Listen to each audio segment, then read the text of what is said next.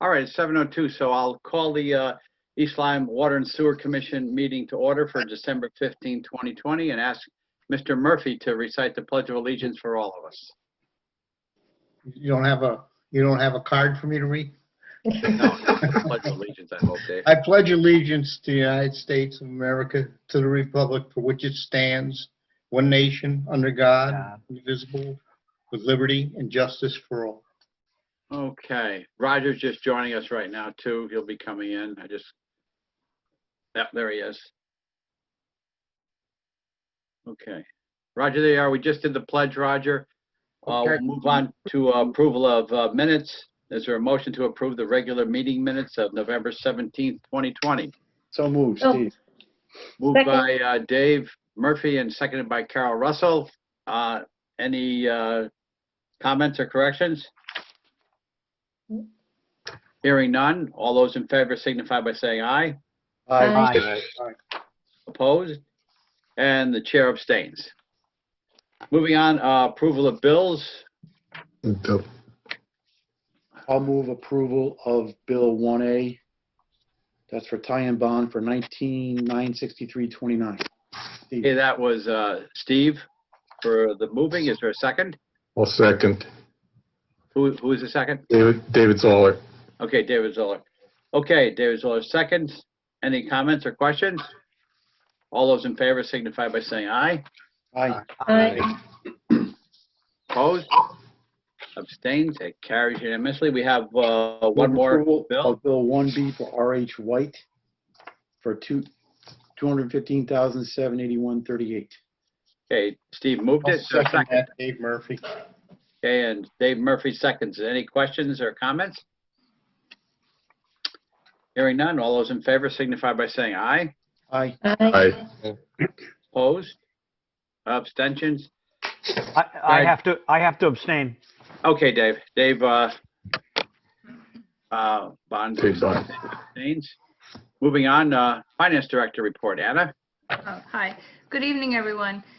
The monthly reports were emailed to you earlier today. I apologize for the delay. I am pleased to report that we did resolve the prior month billing issue on the water side for the prison. So as you know, November is one of our biannual collection months. And at the end of the month, we had 2.2 million in cash. However, about 687,000 of that belonged to sewer. It hadn't been transferred to the sewer fund for the month yet. So the billing, the revenues are now more in line with the way that they should be now that prison billing has been addressed. On the water side, we had a busy month. There were several larger expenditures, our typical electricity, chemicals. We also did some work at the Deerfield pump station, and we had some water testing bills that we also paid, and we did some water maintenance. We did some maintenance of wells. The cash, as I mentioned before, on the sewer side is low because the collections hadn't been transferred to their cash account for the month. The cash in the sewer assessment fund is at 2.3 million at the end of November. Okay. Thank you, Anna. Any questions for Anna? No questions for Anna? Okay. Moving on, onto project updates. Mr. North, Ben, we'll start off with the meter replacement project update. Actually, I'm gonna get out of breath. okay. Yeah, let me jump in on this just real quickly. Just a couple of things to report. It's interesting to note that, as you may know, we have reached out to Connecticut Waterworks Association to help us move and navigate through this legal aspect of this project and what we're trying to achieve. So Betsy Guerra, who's the executive director, is doing a couple of things. One is that she's trying to get a meeting together with Paul Formica a Zoom meeting to go over anything that might help when he meets with the governor's office on this matter. And she's also keeping me well informed on things that are just happening, especially with respect to the Norwalk First Taxing District. As you may know, they are in the process of applying for a similar project. They went out to bid. They received their bids. They opened their bids, and they're now in the process of awarding their bid. The award requires that it goes to the Department of Public Health for approval. And in that award, in that bid specification, they are requiring that a licensed plumber oversee and manage the project, but not necessarily be the ones to install the water meters. So that's how their project is going forward. That's how they intend to push this project.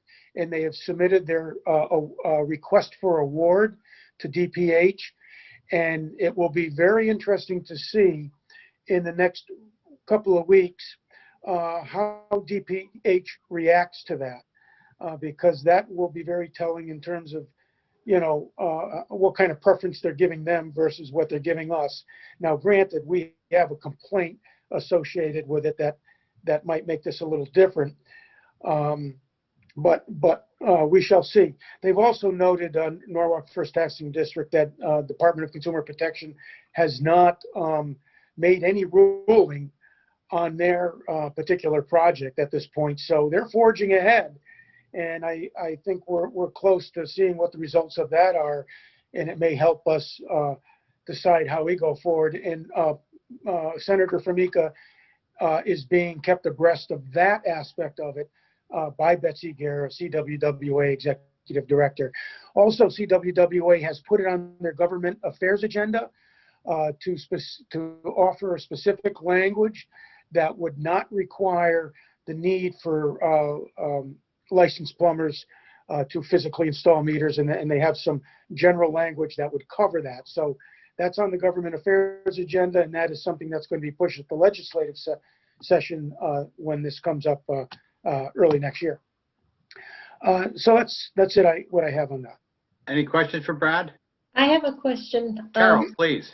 Go ahead. On the government affairs agenda part of the advice from CWWA, do we know if the proposed legislation or the legislation being considered, I'm not sure where it is in the process yet, would it be retroactive? In other words, if that such legislation passed, would it help our situation that got started prior to the legislation being passed? Is that issue going to be addressed? Well, that's a good point, and I think we may have to specifically carve that out in the legislation, or make sure that's part of it. And of course, legislation has to be proposed by a senator, which would be, CWWA would help craft the language. And if we can get Senator Formica's buy-in on it, I think that's a very important point that we would have to make sure that it has some retroactivity to it.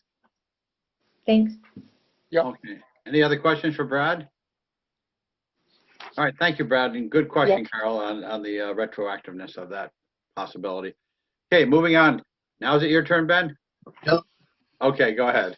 So, good evening, everyone. I'm going to talk about the well 1A and 6 treatment modifications, still ongoing. There was a little bit of an issue last month with the trusses that had been ordered for the project, and they had to wait to get them delivered again, the correct trusses, and those have been installed.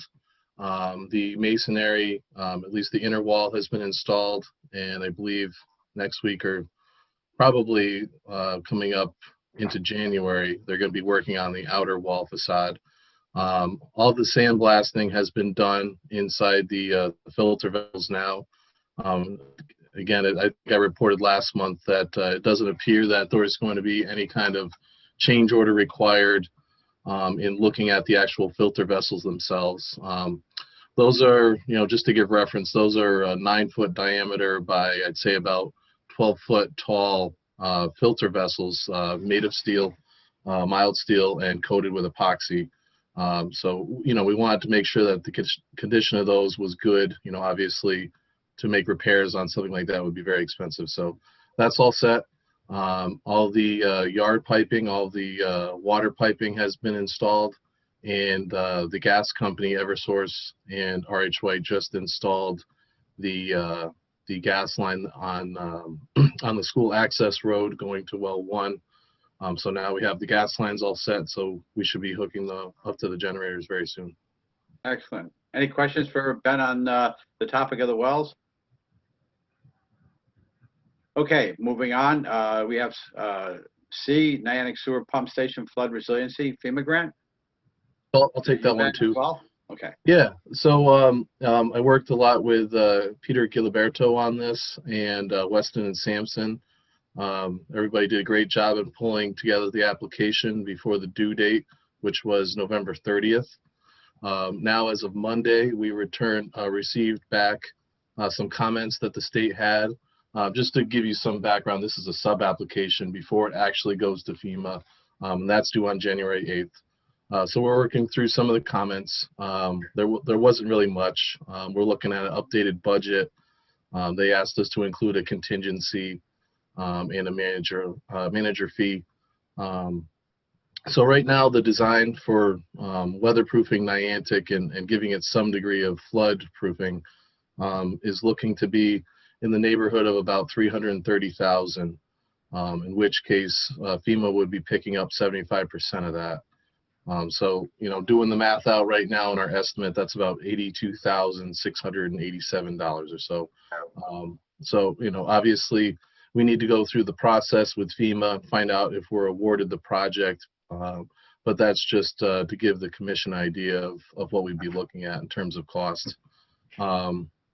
Essentially, the design involves building a retaining wall of sorts around the pump station, and also building a bolt-on flood mitigation system, whereas they're bolted onto the rails, or rails are bolted to the outside walls, and then these overlapping pieces that are gasketed together are all bolted down in the event that a storm is coming.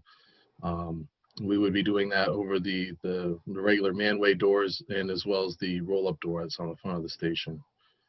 So, if we're awarded the contract, we'll be able to share a lot more information to the commission as far as an actual design.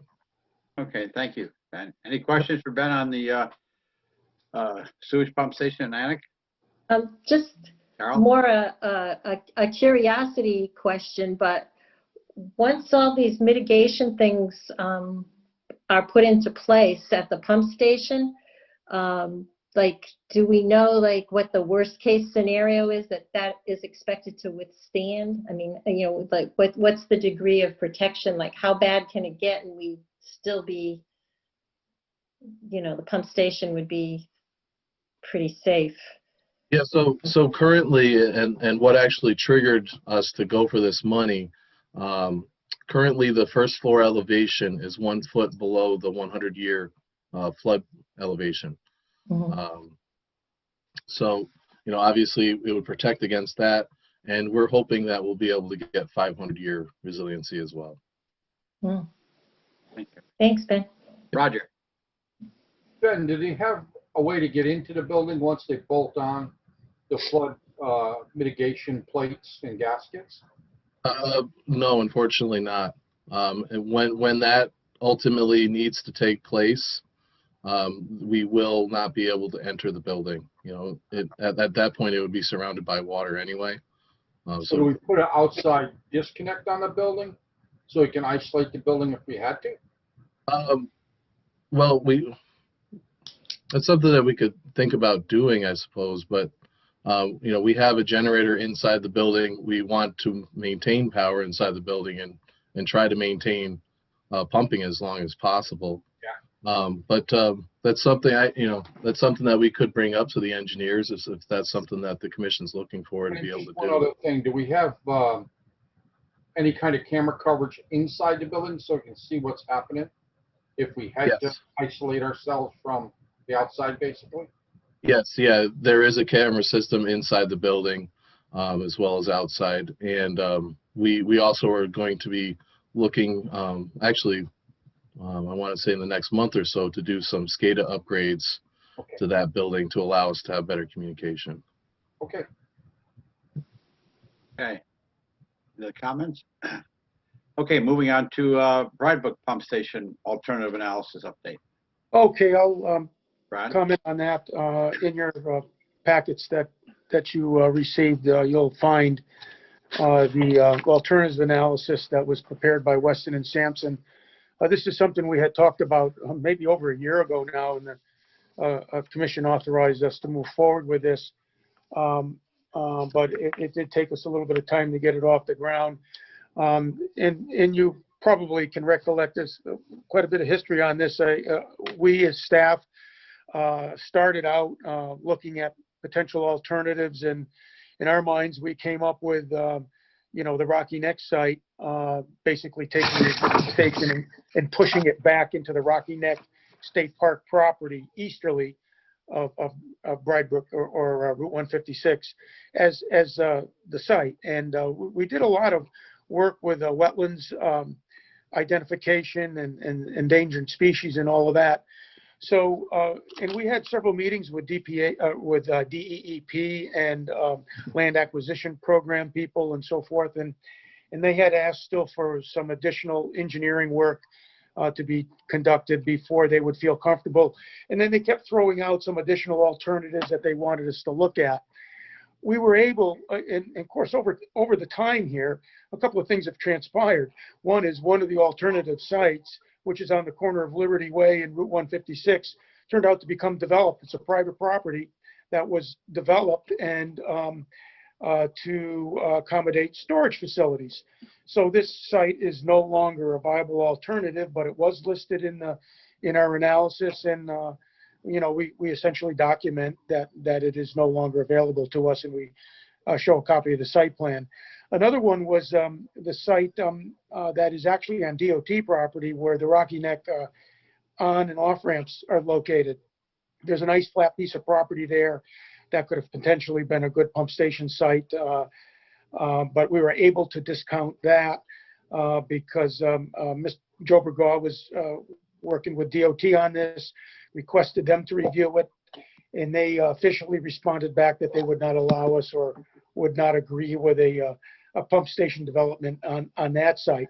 So all of that is put into this alternatives analysis, and ultimately, as we suspected, we still come up with our primary site being Rocky Neck State Park.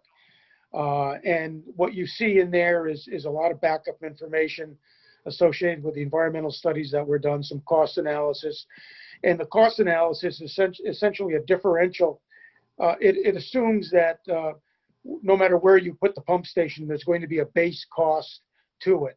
So that's not factored into the analysis. It basically determines what the differential would be with respect to each of the alternatives, with Rocky Neck in essence being the lowest cost alternative and really the most prudent, most feasible. So that's what we have here documented. This is what we now need to get the DEEP to continue to move forward and hopefully get their attention on being able to get approvals and tie this into to the extent that we can into the old Lyme project. So that's where we stand. Okay, any questions for Brad? Yeah, Brad, is this going to be a showstopper for the tie-in to Old Lyme? No, it will not. DEP is very clearly taking the position that the old Lyme project can move on a sort of a parallel track and even ahead of this, because, in essence, the pumps themselves can handle the additional flow, It's all of the other things, I guess the resiliency concerns and the efficiencies of how this station operates and also the accessibility that would be built into these improvements. But in the short term, that's all long-term stuff that really needs to be done if we're going to look at this as kind of a regional pump station. But from a short-term perspective, flow could come from Old Lyme pretty quickly and the station could handle it. And but don't we want to tie this to that so we can get this project done? Oh, that's correct. That's correct. Right. But their contribution would be based on their design flow. So we will know that, and that will be plugged into the equation. Okay. Steve, you're next. Yeah, Carol. you mentioned, Brad, you mentioned the contribution. That's the cost of the new pump station. They would have to participate in that. Is that correct? Yes, based on their design flow versus our design flow. Okay. Okay. Correct. It'd be a percentage based on design flow. Okay. Thank you. Yep. Okay, Carol, go ahead. You had your hand up. Yeah. I was looking at attachment 2 in the Weston and Sampson analysis. It's the alternatives evaluation matrix. And I noticed that option F, which is of course the most expensive option, but that is when it comes to climate resiliency, that's the one that's located outside the 500-year flood zone and is given the highest rating in terms of being able to withstand flooding, as opposed to you know, the rating of the other. And I wondered, should there be greater weight given to that? Because just even with what we're going through and trying to protect the Niantic pump station, do we want to build a brand new pump station that's already ranked a 1 in terms of, you know, where it's located within whereas we have an option that's superlative in terms of flood protection? Well, And yeah, but yeah, I see that. But there are also all these other factors that when you go through a matrix analysis like that, you're going to have some goods and some bads to this, some pros and cons. And I guess you're suggesting that the 500-year concern should be perhaps weighted a little more heavily than some of the others. right, because it seems like what's hurt option F the most, of course, is the fact of cost. But could there be other savings that aren't reflected? In other words, if we have that kind of protection from flooding, could that greatly reduce insurance costs? And could it greatly, you know, because it reduces risk of bad things happening via flooding? And I just wondered if, you know, we're building something brand new, if we should give some serious thought about that, maybe even get some opinions in terms of what does DEEP think about that. I mean, because I thought that was significant. It was really the only one that got a rating of 3 as far as flood zone. It just kind of jumped off the page at me when I saw that. I think that is something that we can certainly get feedback from DEEP on, because they would ultimately be buying into this project, and I think that might even be a comment that they would bring up. So not a bad idea to kind of point that out and see what DEP thinks about that. And even in terms of the construction of the pump station itself, would that reduce some of the things we have to be concerned about in terms of the construction, because we're not worried about the flood resiliency in the Carol, actual. I'm sure that's something that would Yeah. obviously be taken into consideration. So I think Brad has the crux of what you're asking as far as, Yeah. Yeah. running some options and getting some information. I think they would all be designed and constructed with the 100-year flood concern in mind. They all do fall into some aspect of that, whether it be the 100 or 500 year. And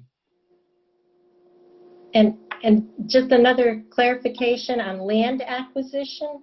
Is it primarily that we're talking about state land and all of the sites being seriously considered at this point? The top sites that are being considered. It seemed that way to me. I wondered if it was. Right, it is. And is there the possibility of, if we went with a site other than the current site, is there a possibility of, where the pump station is now, of a land swap with the state? We'd have to, Carol, that was something what? we'd have to contact, our legislators to talk about. If we wanted to look into something like that. I know that's something that has been looked at for a land swap, but I don't know what the. Land swap, yeah. There are 4 alternatives that ultimately were looked at in great detail, and one of them is the existing site, which is not the state land. So it'd be 3. The 3 others are state land related. Just those are my comments. Okay. Well taken. Okay. Any other comments on that?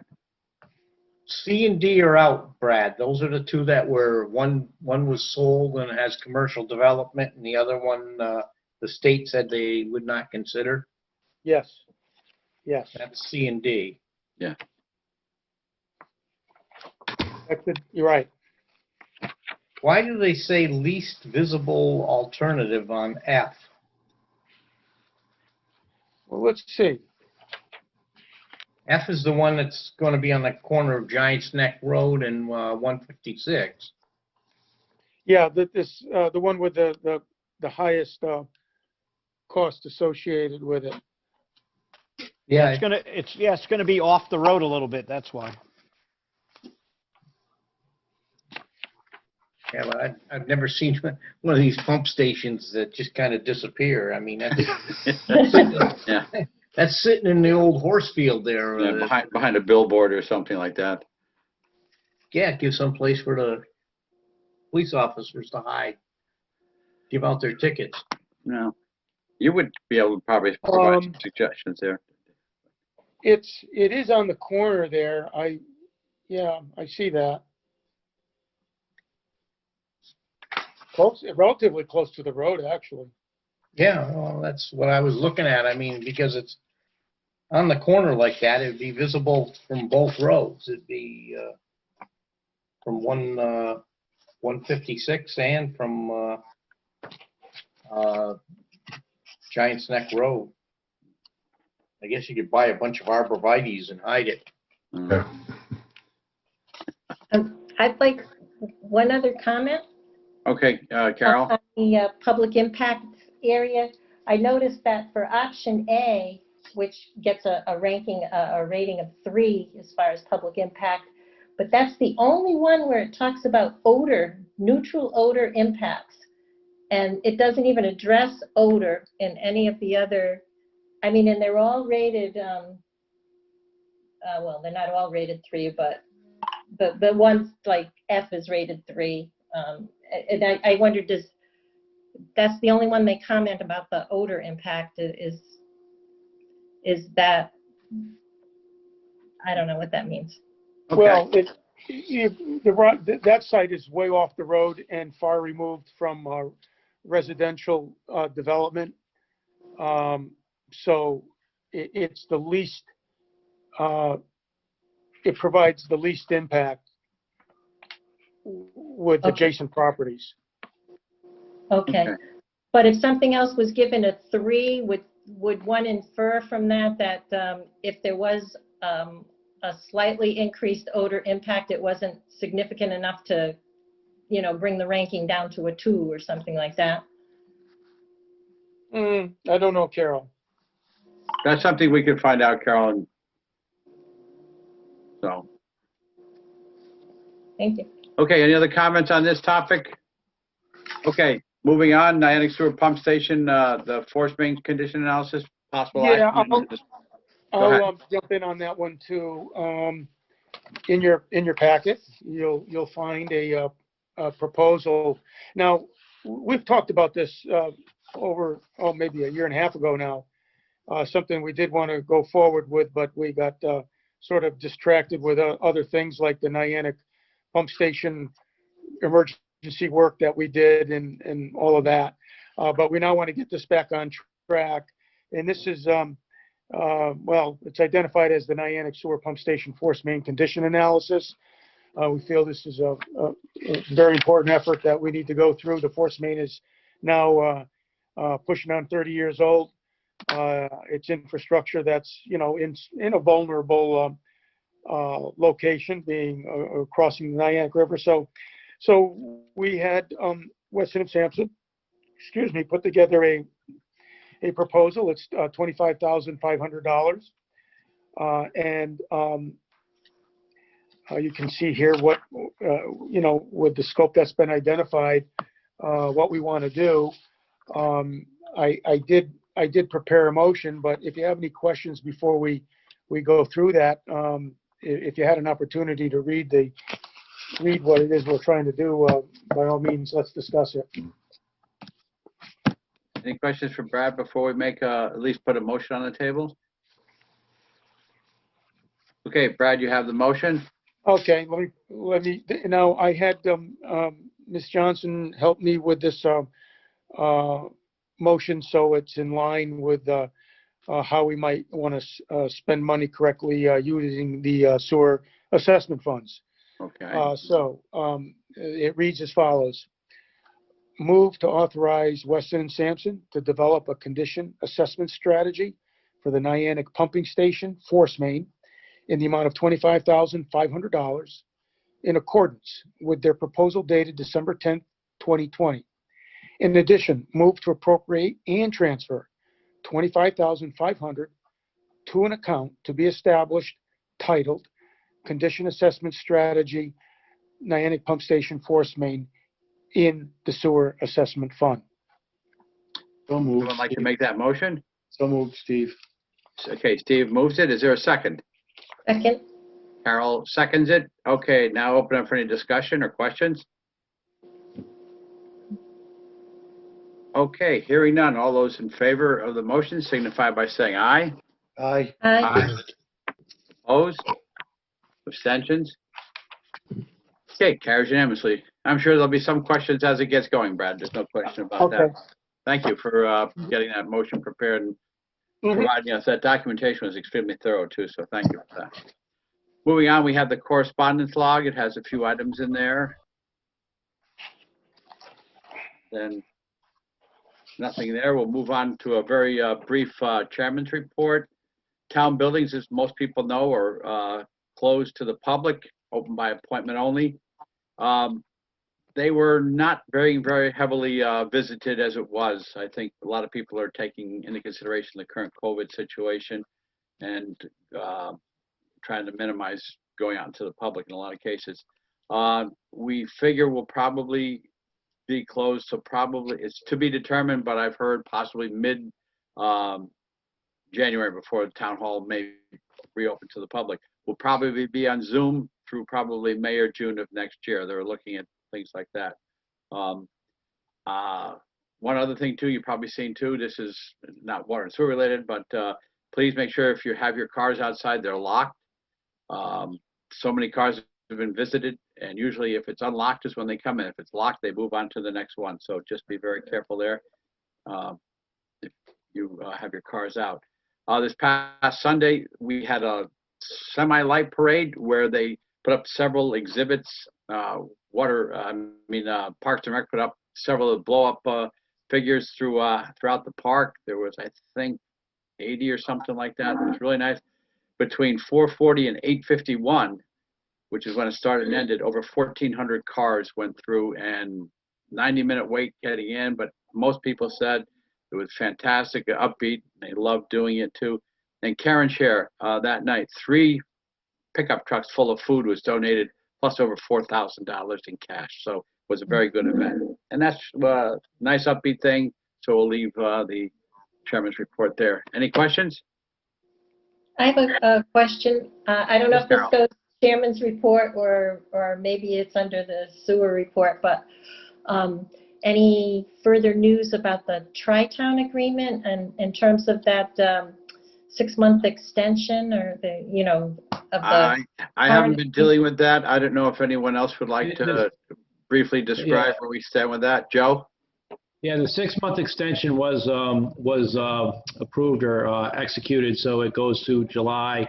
We have another scheduled meeting Thursday if we don't get snowed out on Zoom with New London and Waterford. But we are making good progress.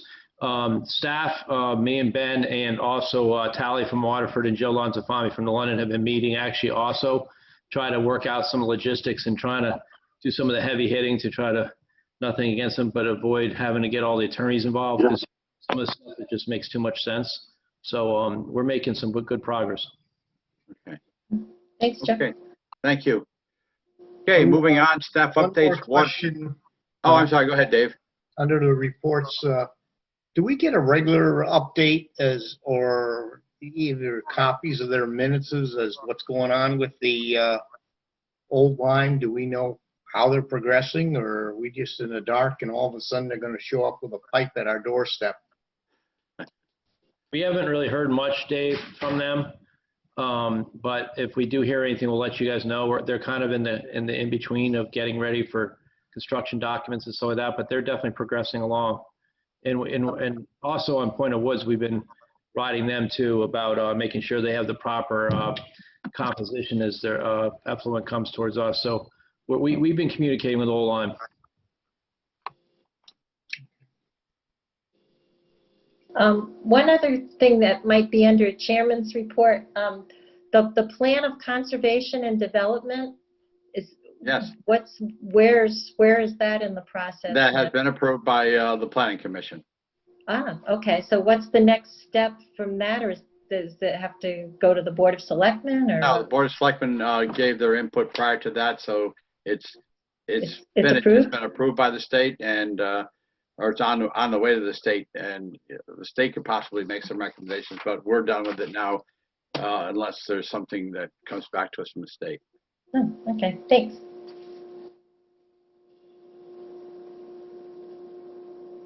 Okay, moving on, Water Department monthly reports, and Dave, Murphy, anything on those? No, I'm pretty well, you know. The only thing I was looking at is, as I always do, I was watching what we were doing with New London as far as shipping water over there or taking water back. Yeah, we have some challenges with that. We make a little headway and then we don't. We're not actually taking much in the way of water now with all of the irrigation systems off, with the water levels coming back up with all the rain we've had. We had over 5 inches of rain. That's pretty much eased our demand situation. So with that, we've been able to at least curtail it, and it doesn't really show up that well in the November report, but in December, you'll see that we've significantly reduced the amount of water we're taking from New London. But now the focus is really more about sending water for the upcoming year. And there is, I see, to be still a challenge to sending water because, number one, because of our project, well 1A is offline.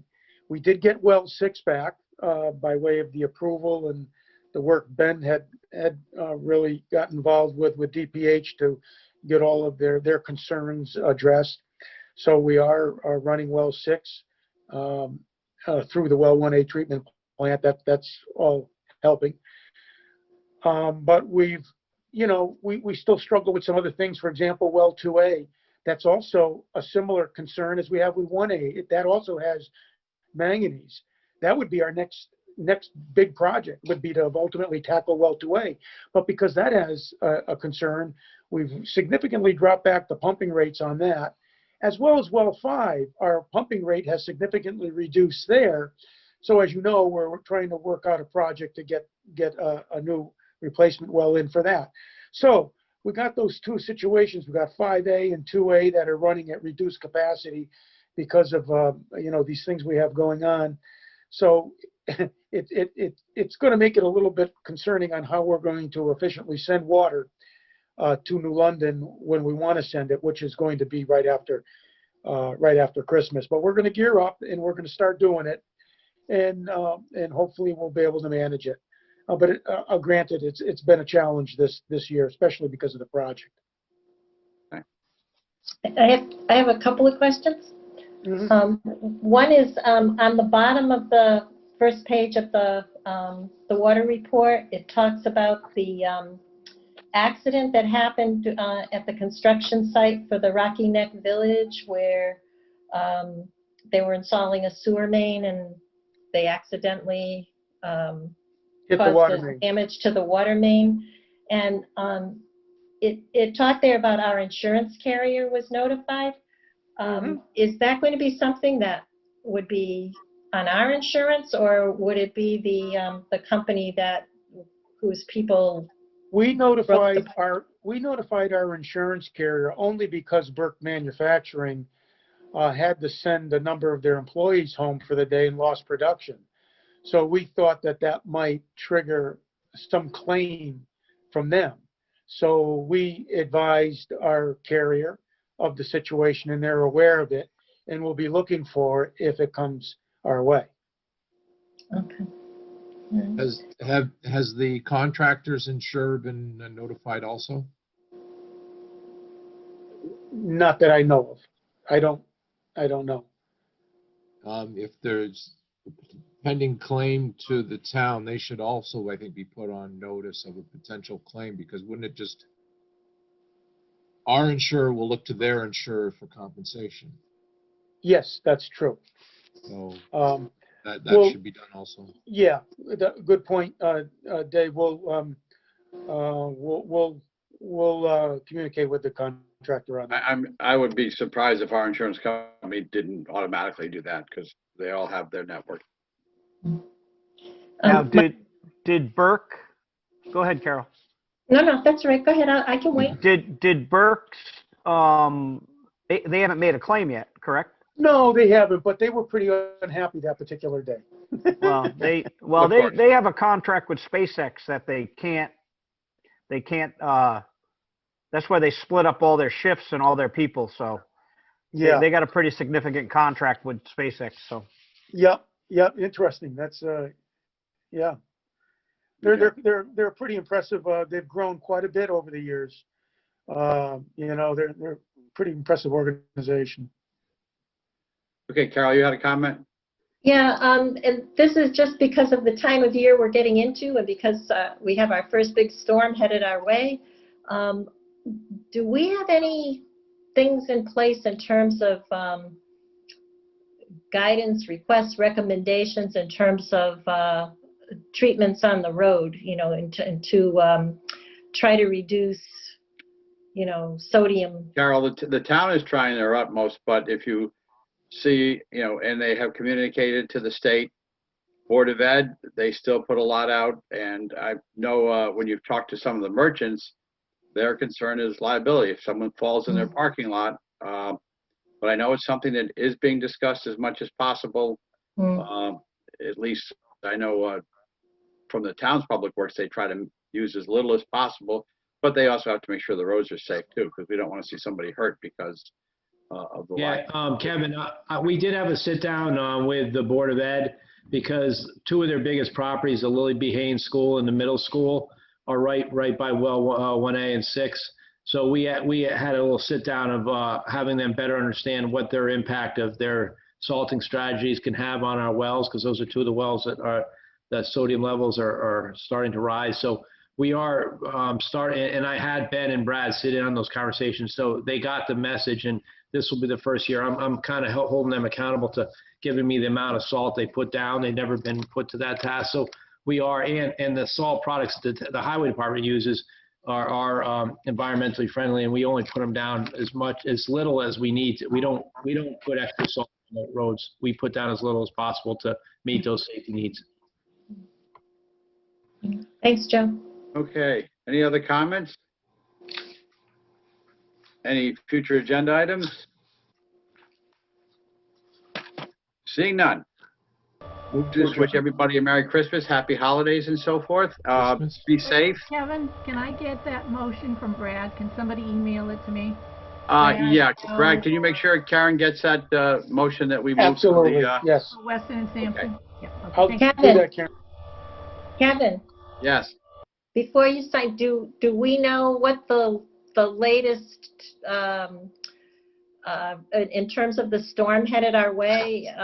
Any updates in terms of how severe, in terms of the risk of power outages? It's going to be windy, Carol. I guess, roll the I dice. don't know. I guess that's the best thing to do. Follow the news and, Carol, that'd be the best thing to do. Carol, they'll know more tomorrow. It's still a little early, but by midday tomorrow, it'll be, but you gotta expect 30 to 40 mile an hour wind gusts and probably 10 to 15 inches of snow. It's gonna be a big storm. Yeah. All right. I'll make the motion that we adjourn, Kevin. Okay, Mr. Murphy, is there a second? I'll Dave second Bond that. put his hand up for a second. All those in favor? Bye. Aye. Have a Merry Have a Christmas. nice holiday, everybody. Merry Stay Take safe. care, everyone. Be safe, Merry Christmas, everyone. All right, be bye-bye. safe, be monitor your chances of being clean hand and. Okay, Dave, I'm going to end this, so you're going to get cut off. Good night, everybody. Night.